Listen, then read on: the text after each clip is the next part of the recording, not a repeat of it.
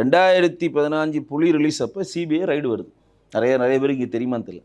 அந்த CBI ride வரப்ப, இது வந்து பொதுவெளியில் இதுவரைக்கும் யாராவது சொல்ல செய்தியை உங்களுக்கு நான் சொல்கிறேன். அந்த சிபிஐ ரைடு வரப்போ அதற்கான ஆவணங்கள் கொடுக்குறாங்க. 1.5 கோடி 15 கோடி ஒரு மறைக்கிறாரு.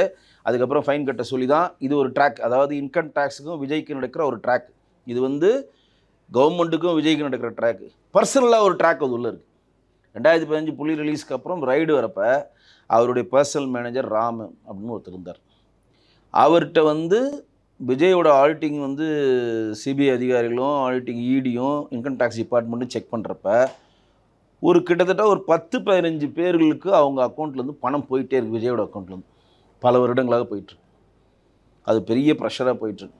அது சொந்தமான விளக்கத்தை விஜய் கேட்குறப்ப மேனேஜரை கேட்டுக்குன்னு சொல்லி விஜய் போயிடுறார். அப்போ மேனேஜர் சொல்கிறார், என்ன சொல்கிறாரு, இதெல்லாம் விஜய்க்கு வந்து அனுப்புகிற அக்கௌண்ட்ஸுங்க, எல்லாருமே பெண்கள் பேர், எல்லாமே பெண்கள் பேர். அதுக்கு பொது வழியில் சொல்ல முடியாது யாருன்னு.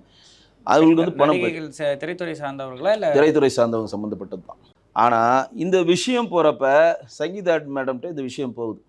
ஏன்னா அவங்கள சைன் பண்ணுவாங்களே, ஆடிட்டிங்னா என்ன இருக்கும், அவங்க பேர்லேயும் சில சொத்துக்கள்லாம் இருக்கும்ல. அப்போ போகிறப்ப என்ன கேட்டாங்க, என்ன பதில் சொல்கிறப்ப இந்த ராமன் இந்த விஷயத்த சொல்லிடுறாரு. அப்போ தான் அவங்களுக்கு தெரியுது அக்கௌண்டபிலிட்டியாக நம்ம எவ்வளோ லூஸ் ஆகிட்டுருக்கோம், நம்மளுக்கு பணம் எவ்வளோ வெளியே போயிட்டுருக்குன்னு சொல்கிறப்ப தான் முதல் விரிசல் அங்கே ஆரம்பமாகுது. அதை சொன்ன ஒரே காரணத்துக்காக ராம 2 நாளில் வேலையை விட்டு அவர் தூக்குறார் விஜய்.